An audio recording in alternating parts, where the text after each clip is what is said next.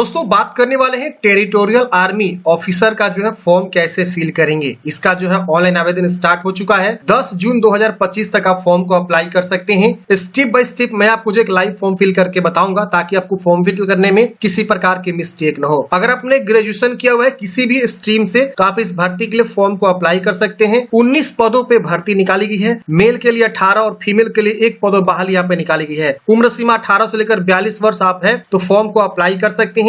Age limit 10 जून 2025 को गणना किया जाएगा, उससे ज्यादा आपका उम्र नहीं होना चाहिए। इंट्रेंस एग्जाम के बेस पे आपका यहाँ पे सिलेक्शन होता है। आप एक बार फॉर्म भरने से पहले पूरी इंफॉर्मेशन को जरूर पढ़ लीजिएगा। फॉर्म भरने का जो फी है वो मात्र जो है 500 रुपए है।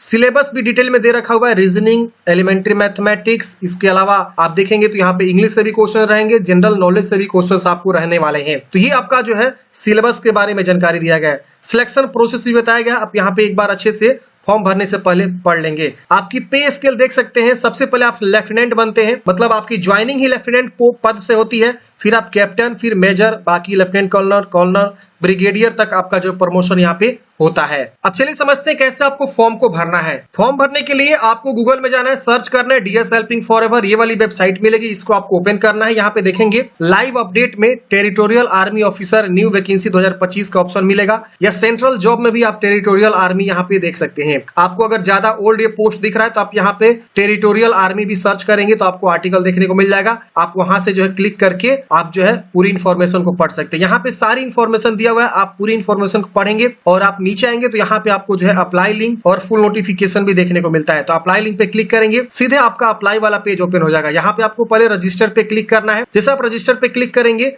आपका रजिस्ट्रेशन वाला पेज यहाँ ओपन होगा। यहाँ पे आपको अपना जो है नाम लिखना है। यहाँ पे आपको जो है अपना मोबाइल नंबर, ये देखिए पोस्ट नेम ऑटोमेटिक लेफ्टिनेंट आ रहा है। यहाँ पे दोबारा मोबाइल नंबर कंफर्म करेंगे, ईमेल आईडी लिखेंगे, फिर ईमेल आईडी को कंफर्म करेंगे और जनरेट ओटीपी पे क्लिक करेंगे। जनरेट ओटीपी पे क्लिक करते ही आपको इस प्रकार से कैप्चा खुल के आएगा। यहाँ पे आप कैप्चा को भरेंगे, सबमिट करेंगे, तुरंत आपके जो है मोबाइल और ईमेल दोनों पे ओटीपी चला जाता है। आप उस ओटीपी को यहाँ पे लिखेंगे और वैलिडेट करेंगे। मोबाइल ईमेल दोनों में से कोई भी ओटीपी आप लिख के वैलिडेट करेंगे। ओटीपी वैलिडेट करते हैं, यहाँ पे सक्सेसफुली हो जाता है, ओके करेंगे। इसके बाद यहाँ एग्री करना है, फिर इस कैप्चा कोड को आपको भरना है। उसके बाद यहाँ पे आपको रीवेरीफाई पे क्लिक करना है। यहाँ पे आप देखेंगे तो आपका यहाँ पे जानकारी खुल के आ जाता है। इन सबको जो है टिक करेंगे। उसके बाद यहाँ सबमिट बटन इनेबल होगा, सबमिट पे क्लिक करेंगे, आपसे श्योर कराएगा, आपको एग्री करना है। अब यहाँ पे अगेन ओके करना है। अब आपका पहला स्टेप जो है रजिस्ट्रेशन वाला वो कंप्लीट हो जाता है। और उसके बाद से क्या करेंगे, आप इस रजिस्ट्रेशन नंबर को नोट कर लेंगे। चलिए हम इसे क्लोज करते हैं। यहाँ पे आपका रजिस्ट्रेशन नंबर, आपका नाम वगैरह सब शो होता है। यहाँ पे कॉर्नर पे देखेंगे गो टू एप्लीकेशन का ऑप्शन मिलता है, आप इस पे क्लिक करेंगे। जैसे आप इस पे क्लिक करेंगे आपका जो है अगला स्टेप वाला फॉर्म जो है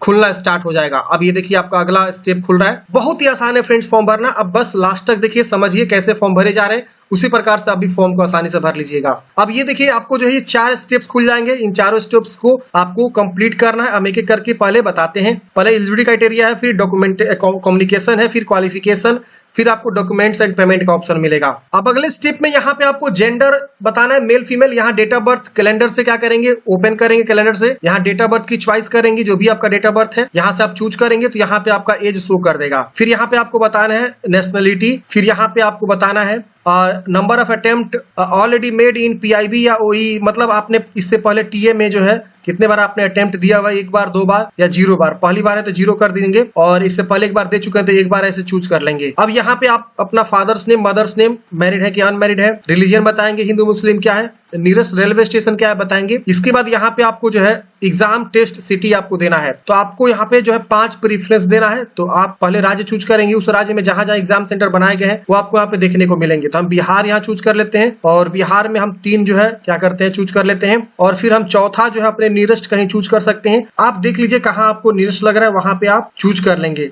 आप यहाँ पे उत्तर प्रदेश भी दे सकते हैं, आपको जहां नियरेस्ट लगे आप यहाँ से चुनाव करेंगे। यूपी में देखिए इतने जगह पे आपका एग्जाम सेंटर बनाए गए हैं, आप जहां आपको अच्छा लगे वहां आप चुनाव कर लीजिएगा। फिर यहाँ पे आप जो है गेनफुली एम्प्लॉयड है, आपको यहाँ पे यस करना है। और यहाँ पे आपको बताना है कि करंट सेंट्रल गवर्नमेंट में है, यूनियन टेरिटरी में है, या state government, semi government, private sector, self employ है तो सेल्फ एम्प्लॉय भी चुनाव करेंगे। नेम ऑफ फीम, किस नाम से जो है आपका वो चलता है। जैसे आप मान लीजिए कोई भी सेल्फ एम्प्लॉय है तो आपको यहाँ पे सेल्फ एम्प्लॉय में क्या है कि मान लीजिए आप अपना कोचिंग चलाते हैं तो किसी ना किसी नाम से तो होगा ना कोचिंग, या आप मान लीजिए खुद का किराना स्टोर कोई दुकान चलाते हैं तो दुकान का नाम तो कुछ ना होना चाहिए। तो एक सेल्फ एम्प्लॉय होने का मतलब जो है आप जहां भी काम कर रहे हैं, जो भी काम कर रहे हो रजिस्टर होना चाहिए और उसका कोई नाम होना चाहिए। तो फिल्म का नाम लिखेंगे और वो कहाँ पे है, वो दुकान या जो भी ऑफिस या जो भी आप जहां आप काम करें वो बताएंगे। अगर आप regular navy, army, air force, paramilitary में है तो आप इसका भी चुनाव कर सकते हैं। तो यू आर नॉट एलिजिबल लिख देगा। मतलब इस प्रकार के कैंडिडेट्स जो है फॉर्म नहीं भर सकते हैं। Self employ, private sector, state government, central government, अगर आप इसे नो करेंगे तो लिखेगा यू आर नॉट एलिजिबल। तो ये मैंडेटरी है, यस करना है और इसमें से कोई एक आपको चुनाव करना है। नीचे वाला तो चुनाव कर ही नहीं सकते हैं। सेल्फ एम्प्लॉय है तो सेल्फ एम्प्लॉय, प्राइवेट में कहीं काम कर रहे हैं तो उस प्राइवेट कंपनी का नाम लिख सकते हैं और उसका एड्रेस क्या है वो लिख सकते हैं। तो आप यहाँ पे चुनाव कर लीजिएगा अपने अकॉर्डिंग, ठीक है। फिर यहाँ पे सेव एंड नेक्स्ट करेंगे। डाटा सेव करते हैं, ये डाटा सेव हो जाता है, ये ग्रीन हो जाएगा। अब आपको कम्युनिकेशन एड्रेस भरना है तो आपका पहले कोरेस्पोंडेंस एड्रेस आएगा। आपका पत्राचार का पता क्या है, ये आपको यहाँ पे 2 लाइन यूज करते प्रॉपर एड्रेस लिखेंगे। यहाँ कंट्री चूज करेंगे, यहाँ स्टेट चूज करेंगे, यहाँ डिस्ट्रिक्ट, यहाँ पिन कोड लिखेंगे और यहाँ पूछ रहा है is permanent address same as correspondence address, यानी जो पत्राचार का पता है वो सेम है परमानेंट की तरह। तो आप इसको टिक करेंगे, ऊपर वाला सेम कॉपी हो जाएगा। अलग है तो आप नो करेंगे और अलग अलग भी आप लिख सकते हैं। फिर यहाँ पे इसको भी सेव करके नेक्स्ट करेंगे। सेव एंड नेक्स्ट करते हैं। अब यहाँ पे आपको एजुकेशनल क्वालिफिकेशन वाली जानकारी खुल के आ जाएगी। यहाँ पे आपको 10th की जानकारी भरना है, 12th की जानकारी और यहाँ पे आपको ग्रेजुएशन की जानकारी भरना है। और यहाँ एडिशनल कोई क्वालिफिकेशन है तो उसको भी आप यहाँ पे भर सकते हैं। तो यहाँ पे पहले आप बोर्ड का नाम लिखेंगे, जिस भी बोर्ड से आपने पास आउट किया। मान लीजिए हम बिहार बोर्ड से पास आउट है तो बिहार बोर्ड पटना इस तरह से लिख देंगे। पासिंग ईयर बताएंगे, हमने मैट्रिक कब कौन से ईयर में पास आउट किया। इंस्टीट्यूट का नाम मतलब विद्यालय का नाम जहां से आपने पढ़ाई किया और इसमें से कोई एक चूज करना। परसेंटेज है तो परसेंटेज और ऑब्टेन्ड मार्क्स, मान लीजिए आपको 320 नंबर मिला था, मैट्रिक में 500 का था, ऑटोमेटिक परसेंटेज आ जाएगा। सीजीपीए है तो सीजीपीए भी आप चुनाव करके उसके अकॉर्डिंग जानकारी भर सकते हैं। जो भी आपने यहाँ पे किया हुआ है उसके अकॉर्डिंग आप यहाँ पे क्या करेंगे, जानकारी को फिलअप करेंगे। आपका इस प्रकार से परसेंटेज भी आ जाएगा।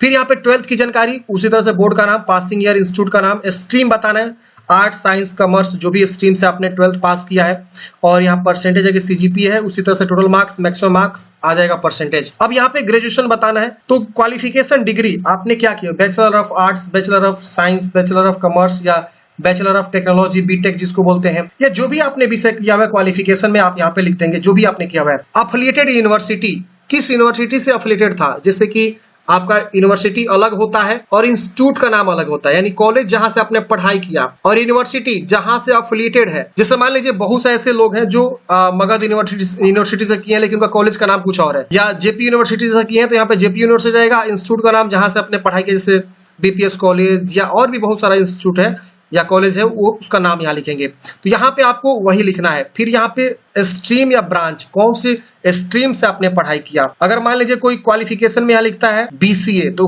वो क्या हो जाएगा, यहाँ पे बैचलर ऑफ कंप्यूटर एप्लीकेशन, यहाँ बीसीए लिखता है, यहाँ पे जो स्ट्रीम होगा वो क्या होगा, कंप्यूटर साइंस होगा। अगर कोई यहाँ पे बीटेक लिखता है तो बीटेक को किस स्ट्रीम से किया, मैकेनिकल से या और भी बहुत सारा स्ट्रीम हो सकता है। अगर कोई मान लीजिए यहाँ पे क्वालिफिकेशन में लिखता है बैचलर ऑफ साइंस तो वो साइंस स्ट्रीम यहाँ पे हो जाएगा उसका, या मैथ ऑनर्स या जो भी फिजिक्स ऑनर्स या केमिस्ट्री ऑनर्स जो भी है वो यहाँ पे लिखेगा। फिर यहाँ पे पासिंग ईयर मंथ बताएगा सिर्फ। फिर यहाँ पे इसमें से कोई एक चुनाव करना है और ऑब्टेन्ड मार्क्स, मैक्सिमम मार्क्स क्या बताएंगे, परसेंटेज आएगा। तो आपका ग्रेजुएशन में कितना मार्क्स है सभी सेमेस्टर को मिला के, सभी विषय को मिला के फाइनल जो होता है परसेंटेज वाला वो आपको यहाँ पे बताना है, परसेंटेज यहाँ पे आ जाएगा। तो ऐसे आपको एसेंशियल क्वालिफिकेशन आपको लिखना है या ग्रेजुएशन की जानकारी यहाँ पे लिखना है। इसके बाद यहाँ पे आपके पास कोई अदर कोई क्वालिफिकेशन है तो भरेंगे, वरना इसे आप छोड़ सकते हैं। यहाँ पे आप कभी क्रिमिनल केसेस में इन्वॉल्व हुए तो यस में बताना है। आपके अगेंस्ट कोई कोर्ट में केस पेंडिंग है ये भी आपको पूछ रहा है, यस में बताएंगे। क्या आपको कभी अरेस्ट किया गया है ये भी आपका नो रहेगा। इसके अलावा कोई केस पेंडिंग है पुलिस स्टेशन में ये भी आपको बताना है। आपको कभी जो है कन्विक्टेड किया गया है एनी कोर्ट के द्वारा ये भी आपको यहाँ पे बताना है, नो में। ये पूछ रहा है कि क्या आपको किसी जो है एग्जामिनेशन के द्वारा या यूनियन पब्लिक सर्विस कमीशन के द्वारा, स्टेट गवर्नमेंट के द्वारा या यूनिवर्सिटी बोर्ड के द्वारा आपको कभी डिबार्डेड, निष्कासित किया गया, यस नो में आपको बताना है। इसके बाद इसे भी सेव करके सेव एंड नेक्स्ट करेंगे। अब अगले स्टेप में आपको डॉक्यूमेंट्स अपलोड करना है। डॉक्यूमेंट्स में देखेंगे पासपोर्ट साइज फोटो यहाँ पे अपलोड करना है, इस पे क्लिक करेंगे। यहाँ पे आपको बताएगा कि 100 KB से लेकर 200 KB के बीच आपको पासपोर्ट साइज फोटो अपलोड करना है और आप यहाँ चूज करके अपलोड कर सकते हैं। यहाँ पे सिग्नेचर का ऑप्शन है, सिग्नेचर पे क्लिक करेंगे। 80 से 150 KB के बीच सिग्नेचर होना चाहिए और आप यहाँ चूज करके फाइल को अपलोड कर सकते हैं। यहाँ पे आपको 10th का मार्कशीट या सर्टिफिकेट कोई भी आप यहाँ पे अपलोड करेंगे। आप इस पे क्लिक करेंगे तो यहाँ पे बताएगा ये जो है 100 KB से लेकर 1 MB के बीच पीडीएफ में, जेपीजी में भी आपका चल जाएगा। आप यहाँ चूज करके अपलोड करेंगे। इसके अलावा 12th का सर्टिफिकेट या मार्कशीट कोई एक, और यहाँ पे ग्रेजुएशन का डिग्री सर्टिफिकेट आपको यहाँ पे अपलोड करना है। मार्कशीट नहीं मांग रहा है, डिग्री सर्टिफिकेट मांग रहा है। और यहाँ पे आपको कोई एडिशनल सर्टिफिकेट है तो आप उसे अपलोड करेंगे, वरना इसे आप छोड़ेंगे। ये मैंडेटरी नहीं है नीचे वाला अपलोड करना। फिर यहाँ पे आपका एप्लीकेशन फीस शो करेगा, यहाँ पे आपको टिक करना है ऑनलाइन, यहाँ चूज कर लेंगे और फिर इन सबको टिक कर लेना है। और उसके बाद से यहाँ पे आपको जो है इस कैप्चा कोड को भरना है। प्रीव्यू पे क्लिक करके देखना है कि हाँ जो भी आपने जानकारी दिया वो सब चीज सही है। अगर इसमें कुछ भी गलती है तो आप उसको सुधारेंगे बैक जाके, नहीं गलती है तो सबमिट करेंगे। सबमिट करने से पहले आपको जब भी आप पासपोर्ट या सिग्नेचर या जो भी डॉक्यूमेंट्स आप यहाँ अपलोड करेंगे तो अपलोड करने के बाद से यहाँ पे एक व्यू का बटन बनेगा, इस पे क्लिक करके आपको देखना होगा। तो जितना भी डॉक्यूमेंट्स आप अपलोड कर रहे हैं सबको व्यू बटन इनेबल होगा। अपलोड करने के बाद से उन सबको बारी बारी से क्लिक करके देख लेना है। देखने के बाद यहाँ पे सबमिट करेंगे तो आपका फॉर्म फाइनल सबमिट होगा। सबमिट करते ही अगला स्टेप आपको पेमेंट गेटवे का आता है, वहां पे आप क्लिक करके पेमेंट जमा करेंगे और उसके बाद से फाइनल प्रिंट आउट निकाल के हार्ड कॉपी अपने पास सुरक्षित रख लेंगे। तो इस प्रकार से हमने बात किया कि टेरिटोरियल आर्मी टीए आर्मी के लिए कैसे आपको फॉर्म को अप्लाई करना है। आपके मन में कोई भी डाउट्स है फ्रेंड्स, कमेंट बॉक्स में पूछिएगा। काफी शानदार भर्ती है, अगर आप फॉर्म भरना चाहते हैं तो इस भर्ती के लिए फॉर्म जरूर अप्लाई करिएगा। गेनफुल एम्प्लॉयमेंट आपको बस होना चाहिए, ये ध्यान रखना है। भले आप खुद का एम्प्लॉय हो, जैसे आप खुद कोचिंग चलाते हो, खुद कोचिंग में पढ़ाते हो, या आप खुद का दुकान चलाते हो, या किसी प्रकार का आप एक एम्प्लॉय हो तो आप फॉर्म भर सकते हैं, कोई दिक्कत नहीं है। आप प्राइवेट में काम कर रहे हैं तो भी आप फॉर्म भर सकते हैं। किसी सरकारी सेंट्रल स्टेट गवर्नमेंट में काम कर रहे हैं तो भी फॉर्म भर सकते हैं। पुलिस, नेवी, आर्मी, एयरफोर्स, इसके अलावा जीआरईएफ और पैरामिलिट्री जैसे फोर्सेस के लिए आप फॉर्म नहीं भर सकते अगर आप इसमें काम कर रहे हैं तो। इसका जो अंतिम तिथि है 10 जून है फॉर्म भरने का। आप इससे पहले फॉर्म को जरूर अप्लाई कर लीजिएगा। आई होप आप लोग समझे होंगे फ्रेंड्स। मिलते हैं किसी नेक्स्ट वीडियो में। जय हिंद, आपका दिन शुभ हो।